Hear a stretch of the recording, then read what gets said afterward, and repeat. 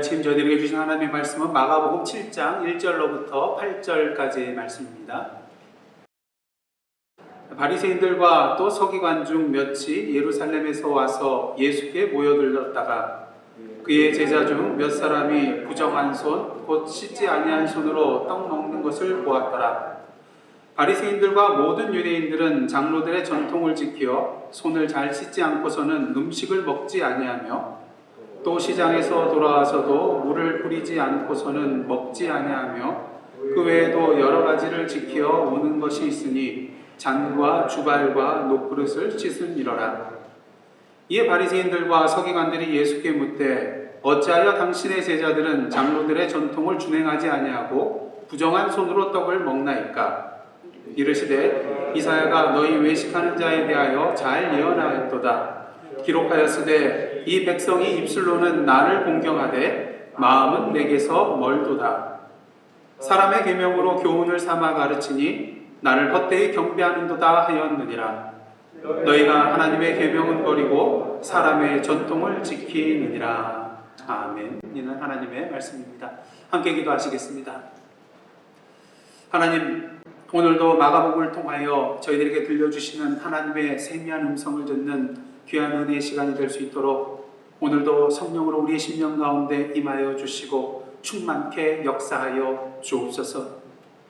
부족한 종이 주의 말씀을 들고 다니어서 싸움에 인간적인 모든 연약한 부분들은 십자가 뒤에 감추어 주시고 오직 살아계신 하나님의 말씀만이 선포되는 귀한 시간 될 수 있도록 인도하여 주옵소서. 예수님의 이름으로 기도드리옵나이다. 아멘.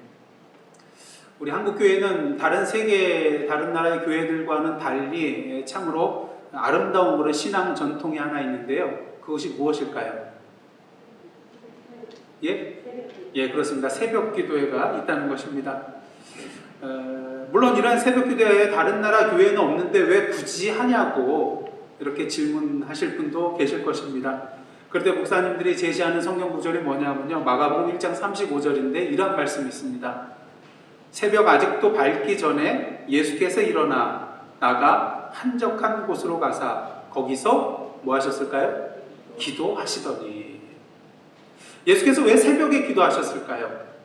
다른 것에 의하여 방해받지 아니하고 하나님과 1대1로 온전히 대화할 수 있는 가장 좋은 시간이 바로 새벽이었기 때문인 것입니다.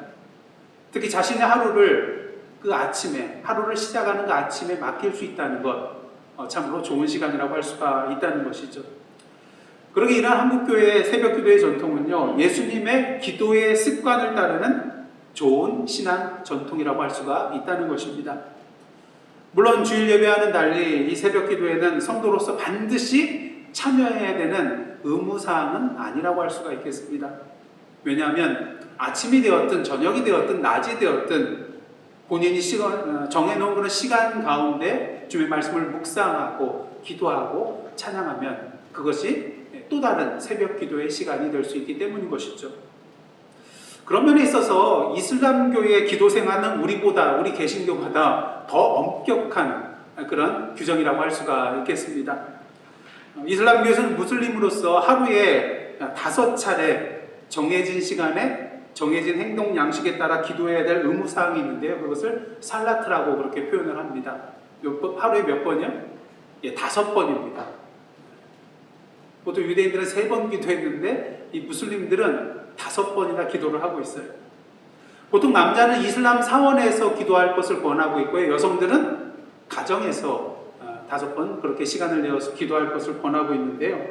화장실과 묘지를 제외하고는 엎드려 기도할 수 있는 공간만 있다면 어디에서든지 어떤 시간에서든지 그 시간에 하루에 5차례 기도해야 되는 것이 바로 무슬림입니다. 그렇게 그들은 뭘 갖고 다니는 걸 볼 수 있어요? 기도용 돗자리를 가지고 다닙니다. 그래서 기도 시간이 되면 그 자리를 펴서 메카를 향하여서 엎드려서 기도하며 절하는 것이죠.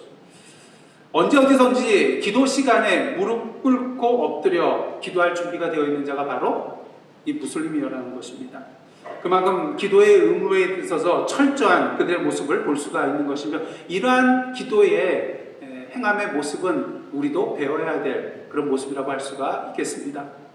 근데 이런 무슬림과 관련된, 기도와 관련된 재미난 얘기가 하나 있는데요. 한 무슬림이 시퍼런 칼을 휘두르면서 한 사람을 쫓아가고 있었어요. 보나마나 이 사람을 쫓아가서 어떤 해를 가하고자 하는 그러한 모습이었던 것 같습니다. 근데 조금만 있으면 이제 큰일이 벌어질 것 같은데 마침 그때 종소리가 나는데 무슨 종소리일까요? 무슬림들의 기도 시간을 알리는 종소리가 울려요. 그때 놀라운 기적의 사건이 일어나는데 칼을 들고 가던 그 무슬림이 제자리에 멈추더니 칼을 내려놓고 거기에 기도의 자리를 펴고 어떻게 했을까요? 기도하기를 시작하는 그런 놀라운 일이 벌어졌던 것입니다.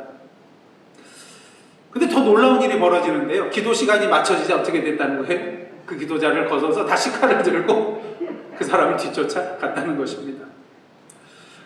사실 이야기를 접하고 나서 저는 웃게 되더라고요. 재밌는 얘기잖아요. 도대체 무슨 기도를 했을까? 하지만 잠시 후 그 웃음이 멎게 되더라고요. 왜냐하면 이 무슬림의 모습이 바로 이 한국사의 모습이기도 했기 때문인 것입니다. 우리가 신앙생활을 하는 데 있어서 지켜야 될 그런 많은 규정들과 또한 계명들이 있습니다. 그리고 하나님의 말씀을 근거로 하여 수많은 그런 교회들이 정해놓은 그런 교리와 규칙과 규정과 또한 전통들이 있는 것을 보게 되죠. 하지만 우리가 이 모든 것들을 문자적으로 다 지킨다고 우리가 참된 신앙생활을 하고 있는 것이라고 자신 있게 얘기할 수 있겠냐는 것입니다. 만일 그렇게 따진다면, 그러한 기준을 본다면 이 세상에서 가장 신앙생활을 잘하는 사람은 누구일까요? 예수님 당시에 바리새인과 서기관일 것입니다. 이제 오늘로써 도쿄올림픽이 마치게 되는데요. 만약 신앙올림픽이 존재한다면 모든 종목에서 금메달을 휩쓸, 우리 양궁과 같이 금메달을 휩쓸 사람들이 바로 누굴까요? 바로 이 바리새인과 서기관이라고 할 수가 있는 것입니다. 하지만 오늘 본문 말씀을 보시면 꼭 그렇지 않다는 것을 분명히 보게 되죠. 오늘 본문을 보시면 예루살렘에서 온 바리새인과 서기관들 몇 명이 예수께 왔다가 예수님의 제자들이 부정한 손, 곧 씻지 않은 손을 가지고 음식을 먹는 것을 보고 그들이 잘못하는 것을 깨닫게 됩니다. 문제가 있다는 것을 보게 되죠. 이런 그들의 모습에 왜 문제가 있는가? 마가복음의 저자 마가는 3절과 4절을 통해서 그것이 왜 문제인가를 알려주고 있는데요. 3절, 4절 제가 읽어드리겠습니다. 바리새인들과 모든 유대인들은 장로들의 전통을 지켜 손을 잘 씻지 않고서는 음식을 먹지 아니하며 또 시장에서 돌아와서도 물을 뿌리지 않고서는 먹지 아니하며 그 외에도 여러 가지를 지켜오는 것이 있으니 잔과 주발과 녹그릇을 씻음이러라. 여러분 아시다시피 이 마가복음의 독자는 유대인들이 아니에요. 그러다 보니까 유대인들의 어떤 문화나 종교적인 관습, 전통 이런 것들에 대해서는 알지 못하는 자들이었습니다. 그러다 보니까 마가복음의 저자 마가가 이렇게 3절과 4절을 통하여 제자들이 씻지 않은 손을 가지고 부정한 손을 가지고 음식 먹는 것이 왜 문제가 되는지 설명을 해주고 있다는 것이죠. 그렇다면 이렇게 설명해주고 있다는 이 사실을 반면 우리가 생각해 보면은 유대인들은 이 전통에 대해서 잘 알고 있었다는 것이죠. 그래서 이것들을 예수님께서는 그 당시 바리새인과 서기관들은 장로들의 전통을 왜 지키지 않냐고 그렇게 표현을 하고 있거든요. 근데 여기서 장로라는 것은 오늘날 우리 교회의 그런 장로가 아니라 그 이스라엘 백성들의 조상을 의미하는 그런 용어라고 할 수가 있겠습니다. 다시 말해서 조상 때부터 우리가 관습적으로 지켜오던 그 전통들을 왜 제자들이 지키지 않냐는 것이죠. 사실 이 장로들의 전통이라는 것은요, 성경에 나오지 않는 그런 규정입니다. 하지만 그만큼 하나님 앞에 거룩하게 살기 위하여 정해놓은 그들의 규정이라고 할 수가 있겠죠. 그러게 당시 유대인들은 이러한 규정에 대해서 너무나도 잘 알고 있었고요. 또 많은 사람들이 그 규정대로 음식을 먹기 전에 손을 씻으며 정결한 모습으로 나아갔음을 우리는 알게 되는 것입니다. 그러게 바리새인과 서기관들이 뭐라고 예수님께 질문합니까? 어찌하여 당신의 제자들은 장로들의 전통을 준행하지 아니하고 부정한 손으로 떡을 먹나이까? 이 정도 되면 예수님께서 어떤 말씀들을 이렇게 총동원하여 이것이 별로 문제가 되지 않는다는 이런 것들을 변론하실 터인데 예수님께서 그냥 변론하지 않으세요. 그리고 이사야서 29장 13절의 말씀을 인용하시면서 그들에게 오히려 공격하는 것을 볼 수가 있습니다. 그들을 향하여 외식하는 자라고 책망하면서 이러한 말씀을 하시죠. 제가 6절부터 8절 말씀을 읽어드리겠습니다. 이르시되 이사야가 너희 외식하는 자에 대하여 잘 예언하였도다. 기록하였으되 이 백성이 입술로는 나를 공경하되 마음은 내게서 멀도다. 사람의 계명으로 교훈을 삼아 가르치니 나를 헛되이 경배하는도다 하였느니라. 너희가 하나님의 계명은 버리고 사람의 전통은 지키니라. 예수께서 그들을 향하여 외식하는 자라고 말씀하신 이유는 그들이 입술로는 하나님을 공경한다고 하지만 어떻습니까? 마음으로는 하나님과 멀리 거리를 두고 있었기 때문인 것입니다. 그러기에 예수님께서는 자신의 제자들이 장로들의 전통을 지키지 않는 것으로 인하여 꼬투리를 잡고 책망을 하고 있는, 책잡고자 하는 그들을 향하여 오히려 그들이 하나님의 계명을 버리고 지키지 않는 외식하는 자라고 질책하고 있는 것입니다. 그래서 오늘 이 시간 바리새인들에 대한 이러한 책망을 통하여 주님께서 우리에게 주시고자 하는 말씀은 무엇일까? 크게 세 가지로 함께 이 말씀을 나누고자 합니다. 첫째로 예수께서는요, 오늘 본문의 말씀을 통하여 연기하지 말라고 말씀하고 계십니다.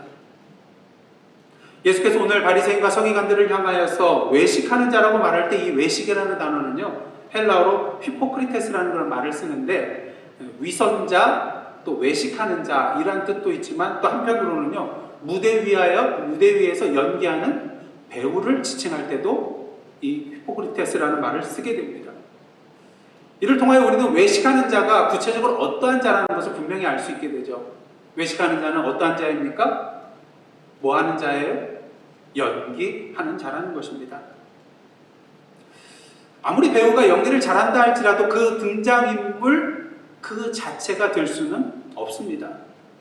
문제는 관객들이 너무나도 연기를 잘하다 보면 그 사람이 그 인물인 양 착각하게 된다는 것이죠. 거기에 몰입하기 때문인 것입니다. 당시 사람들은 바리새인들과 서기관들을 굉장히 존경했어요. 본받으려고 애를 썼습니다. 왜냐하면 그 사람들만큼 하나님의 말씀을 주야로 묵상하고 연구하며 또한 그 하나님의 말씀, 하나님의 계명, 그 율법들을 자신의 삶을 통하여 지키려고 노력했던 그런 사람들이 없었기 때문인 것이죠. 그래서 바리새파의 뜻은 뭡니까? 분리주의자예요. 다른 사람과는 다르다는 거예요. 다른 사람과는 달리 경건의 삶을 살아가고 있다고 자부하는 자들이었기 때문에 당시 사람들은 이 바리새인과 서기관들을 존경해야 할 것이죠. 하지만 예수님은 달랐습니다. 당시 이 바리새인들과 서기관들의 실체가 무엇인가를 분명히 예수께서는 보셨기 때문인 것이죠. 마태복음 6장을 보시면 보통 유대인들의 경건 생활하는데 가장 기본적인 세 가지 생활이 나타나게 되는데요. 무엇입니까? 구제와 기도와 금식이었습니다. 근데 이런 말씀을 하시면서 구제와 기도와 금식을 행하는 자들에 대하여 그 당시 아마 바리새인들을 두고 말씀하신 것 같아요. 이들에 대하여 외식하는 자라고 말합니다. 사람에게 드러내놓고 자랑하기를 원하는 그 마음이 있었기 때문인 것이죠. 그리고 예수께서는 이러한 자들에 대하여 이들은 외식하는 자라고 말씀하시면서 그들은 이미 뭘 받았다고 말씀하세요? 자기 상을 받았느니라 말씀하십니다. 하나님께 받을 상이 없다는 것이죠. 참된 경건한 삶이 아니었다는 것입니다. 그리고 오늘 본문 속에서도 예수께서는 이러한 자들을 향하여 외식하는 자라고 말씀하고 계신 거죠. 입술로는 하나님을 공경하는 것처럼 보이지만 표면적인 삶에서는 하나님을 경외하며 말씀을 따르는 것처럼 보이지만 그 마음의 중심은 여호와 하나님으로부터 멀리 떨어져 있었기 때문인 것입니다. 오늘 본문 속에서 그들은 예수님의 제자들이 손을 씻지 않고 음식을 먹음으로 장로들의 전통을 따르지 않은 것에 대하여 그 잘못을 지적하고 있습니다.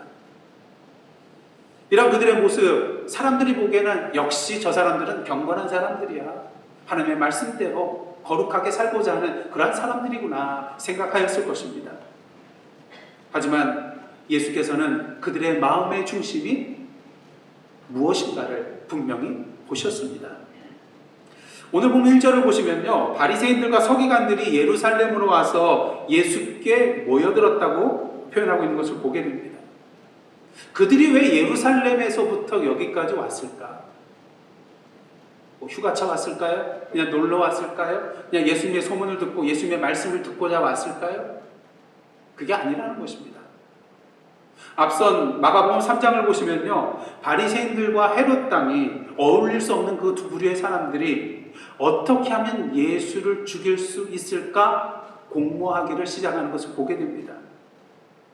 그렇다면 오늘 본문에서 바리새인과 서기관들이 예루살렘으로부터 여기까지 나왔다는 것은 무엇을 말하는 것일까요? 예수에게 시비를 걸기 위해서, 뭔가 꼬투리를 잡기 위해서, 예수를 고발할 거리를 찾기 위하여, 예수를 죽일 어떤 건덕지를 찾기 위하여 여기까지 찾아왔다는 것이죠. 목적이 있었다는 것입니다. 그렇다면 이처럼 그들이 예수를 해하고자 하는 그런 목적을 가진 이유는 무엇일까? 무엇보다도 지금까지 이스라엘 백성들은 바리새인들과 서기관들의 그런 가르침에 따라서, 그 규례에 따라서 모두 다 순종하고 일단 그 뜻을 따라가기를 원했습니다. 근데 누가 나타났어요? 예수님에 앞서서 세례 요한이라는 자가 나타나서 인기를 이끌고 나가는 것을 봤습니다. 그래서 세례 요한이 이제 죽게 되어서 이제 끝났겠거니 생각하는데 누가 계셨어요? 예수란 사람이 나타나서 또다시 흥행몰이를 하고 있는 것입니다. 중요한 것은 자신들의 가르침에 대해서 옹호해주고 그대로 따르면 좋으련만 자신들의 가르침과 그런 사상과는 동떨어져 있는 그런 말씀과 일들을 행하는 것을 보았기 때문인 것입니다. 특히 유대인들로부터 그동안 존경받았던 그들의 위치가 예수 그리스도의 등장으로 말미암아 흔들리게 되었다는 것이죠. 그러기 겉으로는 하나님 앞에서 거룩한 자로 살아가고 있는 것처럼, 하나님을 위하여 예수님의 제자들의 문제를 지적하고 있는 것처럼 보이지만 사실 그 마음의 중심에는 예수를 해하고자 하는 마음이 있었다는 것입니다. 하나님을 위하여, 자신들의 참된 경건을 위하여, 신앙을 위하여 이러한 일을 한 것이 아니라 하나님의 아들 예수 그리스도를 해하고자 하는 그 목적과 마음을 가지고 이러한 말을 하고 있었다는 것이죠. 명목상 하나님을 위한다고는 하지만 실제로는 하나님의 이름을 자신들의 악한 마음과 계획을 이루기 위한 한낱 도구로 사용하고 있었다는 것입니다. 무엇을 말합니까? 손을 씻지 않고 음식을 먹었던 제자들이 부정한 것인가요? 아닙니다. 예수님의 제자들을 향하여 부정하다고 외치고 있는 그들 자체가 오히려 부정했던 것입니다. 이런 그들의 속마음 아무도 알아챌 수가 없었지만 예수 그리스도의 꿰뚫어보는 눈은 피해갈 수가 없었던 것입니다. 사랑하는 성도 여러분, 오늘 이 시간 우리 자신의 삶 한번 돌아보시기를 원합니다.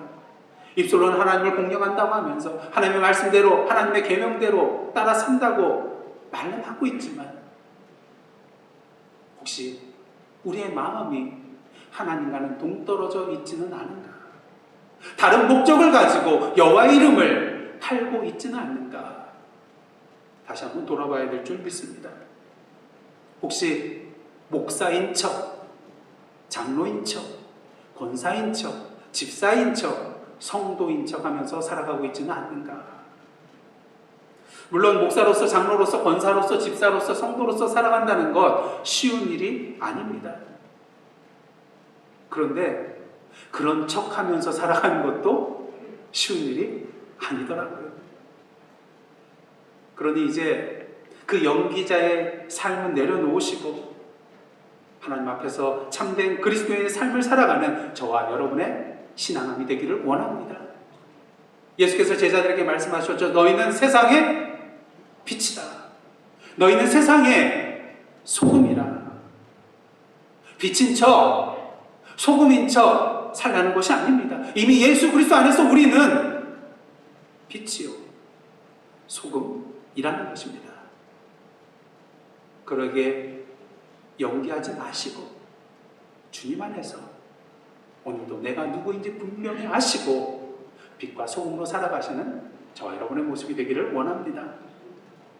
그 다음 둘째로 예수께서 오늘 본문을 통하여 본질을 지키라고 말씀하고 계십니다.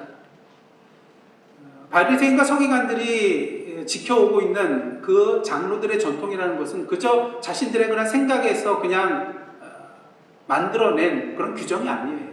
사실은 하나님의 말씀과 명령과 율법에 근거하여서 나온 것이 이 장로들의 전통입니다. 어떻게 하면 이 하나님의 말씀을 여러분들 자세히 보시길 바랍니다. 어떤 것은 구체적인 명령이 있지만 어떤 것은 그냥 원칙적인 내용, 그냥 원리에 대해서 말씀해 주시는 내용들이 많이 있는 것을 보게 됩니다. 그러다 보니까 어때요? 구체적으로 우리의 삶의 현장 속에서 이 말씀을 어떻게 적용해 나갈 수 있을까 의구심이 드는 그런 내용들이 많이 있다는 것입니다. 하나님 말씀하셨던 그 당시 문화 속에서는 이렇게 하면 될 터인데, 그렇다면 지금 오늘 우리가 살아가고 있는 이 시대에 우리는 이 말씀을 어떻게 살아내야 할 것인가? 쉽지 않은 문제라는 것이죠. 그러게 우리가 큐티하고 묵상하고 성경 공부하는 것이잖아요. 바리새인과 서기관들 그러한 마음을 가지고 하나님의 말씀을 근거로 하여서 이것이 어떻게 적용될 수 있는가 세부적인 그런 지침을 만들어 놓은 것이 바로 장로들의 전통이었다는 것입니다. 문제는 이러한 장로들의 전통이 하나님의 말씀과 동등한 위치에 오르게 되었다는 것입니다. 그래야 때로는 하나님의 율법과 계명을 더 잘 지킬 수 있도록 도움을 주기 위해 만든 이 장로들의 전통들이 오히려 하나님의 율법과 계명을 지키지 못하도록 가로막는 경우도 생겨나게 되었다는 것입니다. 그 대표적인 경우가요, 오늘 본문 뒤에 나오는 고르반이라는 말입니다. 고르반이 뭐예요? 누구에게 드림이 되었다는 거예요? 하나님께 드림이 되었다는 말입니다. 말 자체는 참으로 좋은 말이에요. 우리의 모든 것 하나님으로부터 왔으니 하나님께 다 드려야 되는 것입니다. 우리가 기도할 때도 어떻습니까? 나의 삶을 하나님께 드리겠다고 그러잖아요. 신앙인으로서 분명히 해 나아가야 할 그러한 내용인 것이죠. 하지만 어떻습니까? 일단 고르반이라는 말을 하게 되면요, 그 소유는 누구에게도 속할 수가 없습니다. 부모에게도 사용할 수가 없게 됩니다. 왜? 하나님께 드린 바 된 것이기 때문이죠. 아마도 이 고르반이라는 그런 규정은 민수기 30장에 나오는 서원에 관련되어서 이런 말이 나온 것 같습니다. 어떻습니까? 서원하면은 돌이킬 수가 없잖아요. 그래서 잘못된 서원, 여러분들 사사기 누가 생각이 나십니까? 사사? 입다가 생각이 나잖아요. 하나님께 서원했잖아요. 승리하게 되면 우리 집에서 제일 먼저 나와서 반기하는 자를 번제로 드리겠다고. 근데 여러분, 잘못된 서원은 지키지 말아야 되는데 그때까지만 해도 참된 신앙이 별로 없었거든요. 사사라 할지라도. 그래서 어떻게 합니까? 입다가 자기 무난동녀 번제로 드리잖아요. 그런데 이 문제는요, 장로들의 전통은 고르반이 선언되었다 할지라도 그것을 소유하고 있는 자신의 유익과 만족을 위해서는 이것을 쓸 수 있다고 말하고 있어요. 사실 이 규정을 정할 때 의도한 바는 아니겠지만 이러한 고르반의 규정이 악용될 여지가 바로 여기 있다는 것입니다. 여러분, 십계명에 의하면은 5번째 계명이 뭐예요? 내 부모를 공경하라. 그 다음에 율법서를 보시면요, 아버지와 어머니를 모욕하는 자는 뭘 당해요? 몇 대 때려서 보내는 게 아니라 죽임을 당한다고 분명히 하나님께서 말씀해 주셨어요. 중요한 것은 이러한 부모를 섬기는 일을 회피하기 위하여서 뭘 사용할 수 있었다는 거예요? 고르반 찬스를 사용할 수 있었다는 거예요. 부모님을 섬겨야 되는데, 부모님께 도움을 드려야 되는데, 제대로 공경해야 되는데, 고르반입니다. 내 거는 다 하나님께 드림이 됐습니다. 부모님 섬길 여유가 없네요. 기회가 없네요. 다시 말해서 장로들의 전통을 지키는 것이 하나님께서 주신 제5계명과 부모에 대하여 모욕하지 말라는 이 계명을 어기는 일이 되었다는 것입니다. 여러분, 세상에서도 하위 법률은 어떻습니까? 상위법인 헌법과 배치가 될 때 어떤 법을 따르게 되어 있어요? 상위법인 헌법을 따르게 되어 있습니다. 또한 모든 법률은 헌법의 기본 원리에 따라서 그 법률을 해석하게 되어 있어요. 그래서 법률적으로 구체적으로 이러한 상황에서는 어떻게 해야 되는가 기록되어 있지 않다 할지라도, 규정되어 있지 않다 할지라도 그것을 뭐에 빗대어서 해석을 한다고요? 그 상위법인 헌법에 비추어서 해석을 하여서 판결한다는 것입니다. 근데 문제는 무엇입니까? 당시 장로들의 전통은요, 하나님의 말씀과 동등하거나 때로는 하나님의 율법과 계명보다 더 높은 권위를 가지고 행해졌다는 거예요. 그러게 장로들의 전통을 모아놓은 미시나, 탈무드 안에 있는 미시나를 보면요, 이러한 말이 나와 있는 것을 보게 됩니다. 한번 잘 들어보세요. 성경 자체에 상충하는 것보다 랍비들의 목소리에 상충하는 것을 가르치는 것은 더욱더 심한 범죄다. 말도 안 되죠. 하나님의 말씀에 상충된 것이 더 큰 범죄인데 유대인들에게는 그렇지 않았다는 거예요. 그 장로들의 전통을 통하여서 이어 내려오는 그 말씀을 해석하고 있는 서기관과 바리새인들의 그 말이 더 권위 있는 말씀이라는 거예요. 오늘 본문 속에서 바리새인과 서기관들은 예수님의 제자들이 장로들의 전통을 어기고 부정하게 음식을 먹는 것을 보고 분개하고 있습니다. 하지만 정작 분개해야 될 사람은 누구인가요? 이 바리새인과 서기관들이 아니라 잘못된 장로들의 전통, 조상들의 전통, 인간의 계명을 하나님의 말씀과 하나님의 계명보다도 더 높이 받들고 있는 그들, 오히려 예수님께서 분개해야 할 상황이라는 것이죠. 말씀이 육신이 되신 예수 그리스도 앞에서, 그 권위 앞에서 그들이 대적하고 있기 때문인 것입니다. 사랑하는 성도 여러분, 여러분은 오늘 이 시간 무엇을 붙잡고 무엇을 붙들고 살아가고 계십니까? 무엇보다 하나님의 말씀의 본질을 붙잡고 지키며 살아가는 저와 여러분의 삶이 되기를 원합니다. 오늘도 우리는 사실 교회적으로 또 개인적으로 수많은 신앙의 규칙들을 세워나가고 그것을 전통으로 지켜나가고 있습니다. 그 중에는 아까 새벽 기도회와 같이 참 우리가 계속해서 지켜나가야 할 아름다운 신앙의 전통과 규칙들도 있지만 중요한 것은 우리가 항상 잊지 말아야 될 것은 무엇입니까? 그 전통과 규칙들이 나오게 된 그보다 앞선 원칙이 무엇인가, 그 원리가 무엇인가, 그 본질이 무엇인가를 항상 되새겨야 한다는 것입니다. 그리고 비본질적인 요소들은 상황과 때에 따라서 과감하게 내려놓을 수 있는 저희들의 모습이 되어야 한다는 것이죠. 전에도 금요집회 때 몇 년 전에 말씀을 드렸는데 테네시주에 가면은 이런 레프트 풋 처치라는 그런 교회가 있다는 말이 있는데 찾아보니까 나오지는 않더라고요. 누가 지원했는지. 근데 이 레프트 풋 처치가 생기게 된 이유가 뭐냐면요, 다른 곳에 라이트 풋 처치가 있었기 때문이에요. 원래 이 두 교회는 한 교회라고 했답니다. 근데 왜 이런 문제가 생겼냐면요, 하루는 목사님께서 세족식을 행하는데 어떤 성도님의 발을, 이 목사님은 오른손잡이니까 어디부터 씻기겠어요? 그냥 보통 그분의 왼발부터 씻겼대요. 그랬더니 이 성도님이 목사님께 항의를 했대요. 오른발부터 씻기는 것이 주님의 뜻 아니겠습니까? 오른쪽이 중요한 거잖아요.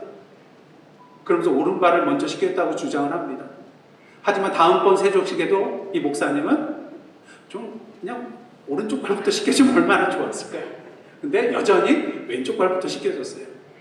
그러니까 이 성도님이 화가 나가지고 이제 성도들한테 이 목사님은 하나님의 말씀을 따르지 않는 목사님이다 그러면서 분리해서 나가서 어떤 교회를 세웠어요? 예? Right Foot 처치를 세운 거예요. 그러니 당연히 남아있는 성도들은 어떤 교회가 된 거예요? 예, 왼쪽 발 교회가 된 것입니다. 이게 교회의 본질은 아니잖아요. 이것이 예수님의 제자들의 발을 씻겨준 본질이 아니잖아요. 근데 오늘도 교회가 갈라지고 흩어지고 싸우고 분쟁하는 대부분의 이유가 무엇입니까? 본질적인 그 하나님의 말씀을 가지고 논쟁하는 것이 아니라 비본질적인 우리의 생명과 전혀 상관이 없는 그러한 내용을 가지고 다투고 있다는 것입니다. 아무리 좋은 전통이라도요, 이러한 경우의 전통이라면 우리는 그 전통을 넘어서야 하는 것입니다. 예수께서 그러하셨던 것처럼 말이죠. 왜 그렇습니까? 궁극적인 말씀의 본질과 말씀의 권위는 바로 하나님의 말씀 그 자체이신 예수 그리스도에게 있기 때문인 것입니다. 그리고 그 하나님의 말씀, 우리가 어떻게 우리의 삶 가운데 살아나가야 하는가를 자신의 삶을 통하여 보여주신 분이 바로 누구세요? 바로 예수 그리스도이기 때문인 것입니다. 그러기에 예수 그리스도의 말씀과 예수 그리스도의 삶과 배치되는 우리의 전통이 있다면 그 모든 전통은 뛰어넘어야 할 전통이 되는 것입니다. 그 다음 마지막으로 예수께서 오늘 본문을 통하여 우리에게 말씀하시는 바는 복음의 길을 열라는 것입니다. 출애굽기 30장을 보면요, 제사장들이 지켜야 할 그런 규례 중에 하나가 무엇이었냐면 하나님이 임하시는 회막으로 들어가기 위해서는 자신을 성결케 하게 하여 손발을 씻는, 물두멍에 가서 자신의 수족을 씻는 행위를 했어야만 했습니다. 이것은 수족을 씻음으로 인해서 그 자체로 자신의 부정함이 없어지는 것은 아니고 이 예식을 통하여서 하나님께서 그들의 부정함을 없애주시겠다고 한 그런 규정인 것이죠. 그리고 민수기 18장을 보시면요, 제사장만이 먹을 수 있는 제사로 드렸던 음식, 그 음식을 먹을 때에는 그 음식을 거룩하게 여김으로 먹으라고 하나님께서 정해주셨어요. 바리새인과 서기관들은 성경에 능통한 자들이기 때문에 이 사실을 분명히 알고 있었어요. 자, 그렇다면 하나님께서 어떤 규례를 주셨냐면 레위기 19장 2절을 보시면은 너희는 거룩하라. 왜요? 너희 하나님 여호와가 거룩하기 때문에. 그럼 이 말씀을 제대로 우리의 삶 가운데 실천하기 위해서는 어떻게 해야 될 것인가? 그렇지, 제사장만 하나님 앞에서 깨끗한 것이 아니라 우리 모든 사람들이 하나님 앞에서 깨끗해야지. 그러면서 제사장에 관한 이 규례를 확대하여서 모든 이스라엘 백성들이 지켜야 할 규례로 만든 것입니다. 그래서 하나님 앞에 거룩한 자로 나가기 위해서는 거룩하지 못한 우리의 부정한 모든 것들을 씻어야 하는 것이죠. 그래서 음식을 먹기 전에는 손을 씻으라고 하는 것입니다. 또 시장에 갔다 왔을 때도 물로 뿌리라고 했어요. 왜냐하면 시장에 가면 이방 사람도 만날 수도 있겠고요, 또 여러 가지 부정한 것들을 접촉할 그런 일이 생길 수도 있기 때문인 것이죠. 그리고 그릇들도 씻으라고 합니다. 그릇이 무엇인가 부정한 것에 접촉할 수 있는 가능성이 있기 때문인 것이죠. 그런데 어떻습니까? 우리 부정함이 단지 이 손 씻는 행위, 이 행위로 없어지게 될까요? 사라지게 될까요? 예수께서 분명히 말씀하셨습니다. 마가복음 7장 15절 16절인데요. 제가 봉독해 드리겠습니다. 잘 들어보십시오. 무엇이든지 밖에서 사람에게로 들어가는 것은 능히 사람을 더럽게 하지 못하되. 그럼 뭐가 더럽게 할까? 16절입니다. 사람 안에서 나오는 것이 사람을 더럽게 하는 것입니다. 손을 씻지 않아서 그 사람이 더럽게 되는 것이 아니라 그 사람 마음속에서 나오는 잘못된 것으로 인하여 그 사람이 더럽게 된다는 것입니다.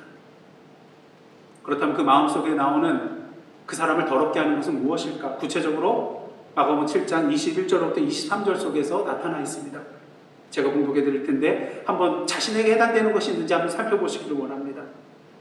속에서 곧 사람의 마음에서 나오는 것은 악한 생각, 곧 음란과 도둑질과 살인과 간음과 탐욕과 악독과 속임과 음탕과 질투와 비방과 교만과 우매함이니 이 모든 것이 다 속에서 나와서 사람을 더럽게 하느니라.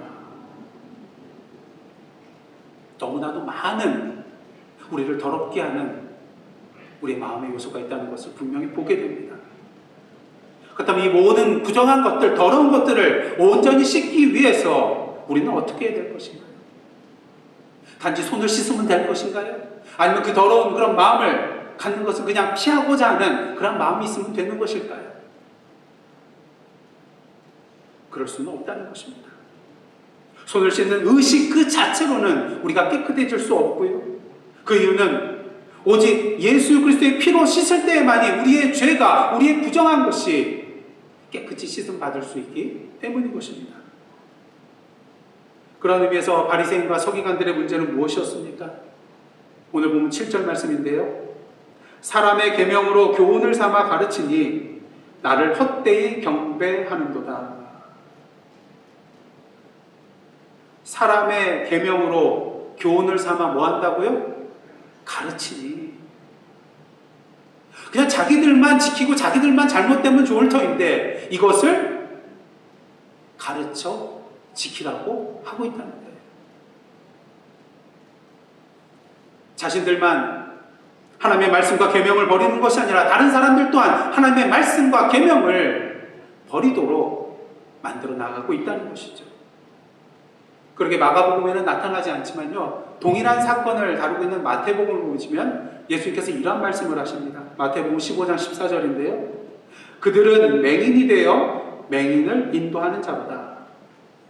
만일 맹인이 맹인을 인도하면 둘이 다 구덩이에 빠집니다. 결국 다른 사람도 자신이 걸어가고 있는 멸망의 길로 인도하게 된다는 것이죠. 지난 6일 도쿄 올림픽 스타디움에서 올림픽 근대 5종 여자 경기가 펼쳐졌습니다. 그럼 근대 5종 경기 종목이 뭐죠? 5가지 종목을 겨루는 건데요. 수영이 있고요, 펜싱이 있고요, 그 다음에 육상 뛰는 것이 있고요, 그 다음에 승마가 있고요, 또 사격이 있습니다.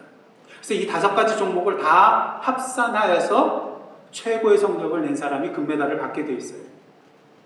이미 이제 2가지 종목은 끝났어요. 펜싱과 또 수영이 끝났습니다. 근데 그 중간 합계 1위로 독일 선수인 아니카 슐로이가 1위에 올랐어요. 이제 나머지 3가지 종목만 잘 지켜나가면은 드디어 금메달을 따게 되는 것이었습니다. 그래서 6일날 이제 승마 경기가 펼쳐졌는데요. 근데 보통 승마 경기는 자신의 말을 가지고 와서 자기가 타잖아요. 근데 5종 경기에서는 자기 말을 타는 게 아니에요. 여러 말이 있는 것 중에 추첨을 통해서, 경기 얼마 전에 추첨을 통해서 배당을 받게 되는 거예요. 좀 불합리하죠. 네. 제가 옛날에 운전면허 시험장에서 처음 면허 시험을 보게 되는데, 실기 시험을 보는데요. 그때만 해도 차가 프레스토를 가지고, 프레스토 기억나십니까? 그 차를 가지고 시험을 보게 되더라고요. 근데 여러 차들 중에 다들 잘 나가는데 한 차만 이상하게 달달달달 소리가 나는 게 있었어요.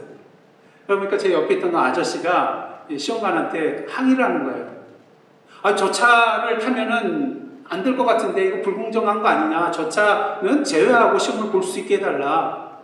근데 됩니까? 안 통하죠. 그리고 이 사람이 여러분들 생각 참 나쁜 생각을 해보시는데요. 이 사람이 그 차를 타게 돼서 보기 좋게 떨어졌어요. 불합리하잖아요. 동일한 조건과 동일한 그런 컨디션 속에서 시험을 봐야 되는데 차마다 조금씩 차이가 있잖아요. 근데 말은 더욱더 그렇다는 것입니다. 그래서 근대 5종 경기 중에 여러분들 기사를 보시면요, 이 여자만 아니라 다른 몇 명의 선수들도 이 말 때문에 제대로 경기를 치르지 못하고 메달을 따지 못한 선수가 있는 것을 보게 됩니다. 그래서 뉴스 기사를 보시면요, 이 독일 여자 선수가 막 눈물을 펑펑 흘리면서 이 말한테 제발 좀 가자고, 제발 좀 가자고. 처음부터 불안했었을 때요, 제대로 말을 안 들으니까. 그래서 초반부터 눈물을 흘리면서 얘야 좀 잘 가다오, 출발을 합니다. 처음에는 뭔가 넘는 것 같아요. 그런데 장애물에 부딪히고요, 급기야는 장애물 앞에서 멈춰서서 가지 않는 것이었어요. 아무리 애원하고 아무리 애걸복걸해도 꿈쩍하지 않냐고. 그래서 이 승마 종목에서 0점을 받았습니다. 금메달을 꿈꿨던 그 순위가 31위로 마치게 되었습니다. 참으로 안타까운 상황이었습니다. 여러분, 우리 앞에 죄의 장애물, 부정의 장애물이 가로막혀 있습니다. 이 장애물을 넘고 거룩하신 하나님 앞으로 나아가기 위해서는 우리가 어느 말을 타느냐가 중요한 것입니다. 이 독일 여자 선수가 탄 말처럼 장애물 앞에서 거부하고 부딪히고 더 이상 앞으로 나아가지 않는 그러한 말이라면 우리는 결코 이 죄의 장애물을 넘어갈 수 없게 되는 것입니다. 왜? 우리의 힘으로는 넘어갈 능력이 없거든요. 지혜가 없거든요. 입술만의 행위, 본질적인 내용 없이 문자적으로만 행하는, 그저 의식만 행하는 종교적인 행위의 말을 타고서는 결코 이 죄의 장애물을 우리는 넘어갈 수 없는 것입니다. 예수 그리스도의 피로써 죄사함을 받고 구원함을 얻을 수 있다는 복음의 말을 타야만이 그 죄의 장애물을 넘어갈 수 있기 때문인 것이죠. 중요한 사실은 예수께서 이 땅에 오심으로 우리에게 복음의 그 길을 활짝 열어주셨다는 것입니다. 그런 의미에서 오늘도 잘못된 사람의 전통을 가지고 가면을 쓰고 연기하며 하나님의 말씀의 본질을 왜곡하며 오늘도 은혜의 복음의 말씀의 길을 열어주시는 그 예수 그리스도를 대적하는 오늘의 바리새인과 서기관의 자리에 서지 않는 저희들 되기를 원합니다. 오히려 인간의 잘못된 전통과 장애물과 우리의 힘과 능력과 행위는 결코 넘을 수 없는 그 죄의 장애물을 넘어가게 하시고 이제 그 복음의 소식을 세상에 전하라고 말씀하여 주시는 말씀 그 자체이신 예수 그리스도 안에서 그 말씀을 온전히 꼭 붙잡고 우리의 모든 장애물을 뛰어넘고 뿐만 아니라 그 복음의 말씀, 그 복음을 세상에 증거하며 나아가는 저와 여러분의 삶이 되기를 원합니다. 사실 서기관과 바리새인들의 잘못 중에 또 한 가지 잘못이 있었는데 그건 뭐냐면은 이방 사람들에게 울타리를 쳤다는 거예요. 이러한 규정들을 만들어 놓고 우리만이 하나님의 백성이다, 우리만이 선민이다, 우리만이 구원받은 백성이다, 울타리를 쳐놓고 다른 사람들이 범접하지 못하도록 그 길을 가로막았다는 것입니다. 혹시 우리는 어떤가요? 우리라는 말은 참 좋은 말인데 거기에 두 글자가 붙으면 이상한 말이 됩니다. 우리끼리.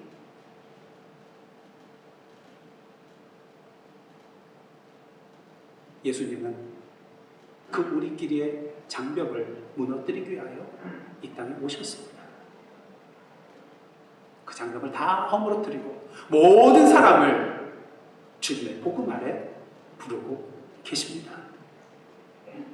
그렇게 오늘도 장로들의 전통, 인간적인 전통, 인간의 계명을 붙들고 나아가는 것이 아니라 그 복음 되시는 주님의 말씀과 계명을 붙들고 참된 구원의 길로 나아가시되 함께 더불어 나아가시는 저와 여러분의 삶이 되기를 주님의 이름으로 축원합니다.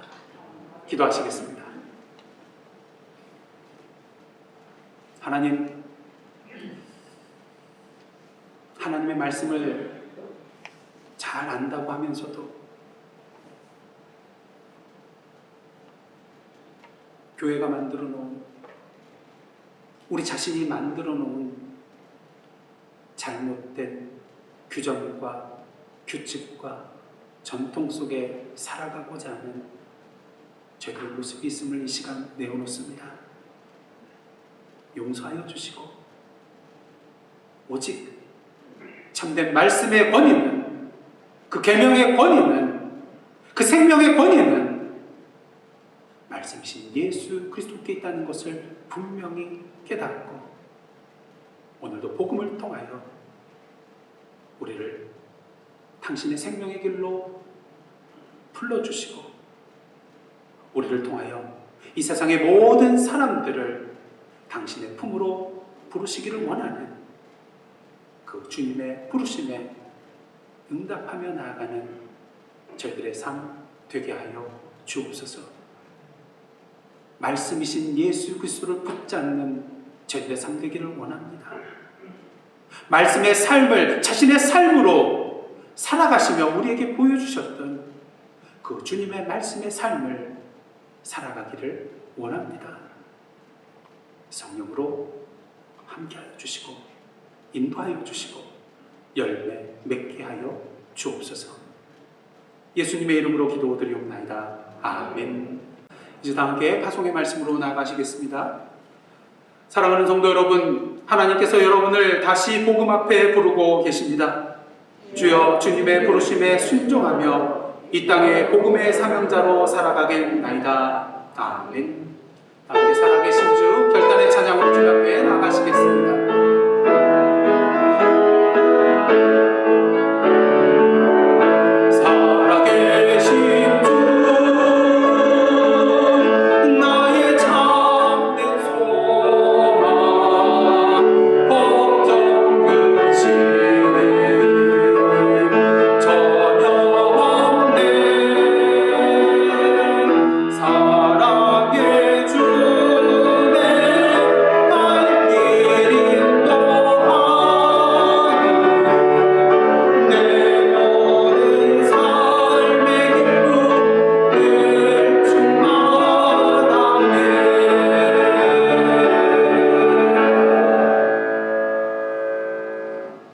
이제는 우리 구주 예수 그리스도의 은혜와 하나님 아버지의 크신 사랑과 성령님의 감동하며 교제케 하시는 역사가 오늘 주님께서 주신 말씀대로 오늘의 바리새인과 서기관의 자리에 서지 아니하며 오늘도 말씀이신 예수 그리스도의 계명과 진리와 생명 안에서 우리의 연기자의 생활을 내려놓고 오늘도 주님의 말씀의 본질을 추구하며 오늘도 우리가 이미 누린 예수 그리스도의 복음의 길을 이 세상에 활짝 펼치며 나아가기로 다짐하며 나아가는 하나님의 백성들과 그 삶의 터전 위에 나라와 민족과 이 미국 땅과 선교지와 온 세계 위에 그리고 저희들의 기도 제목 위에 이제부터 영원토록 함께 계시옵기를 간절히 축원하옵나이다. 아멘.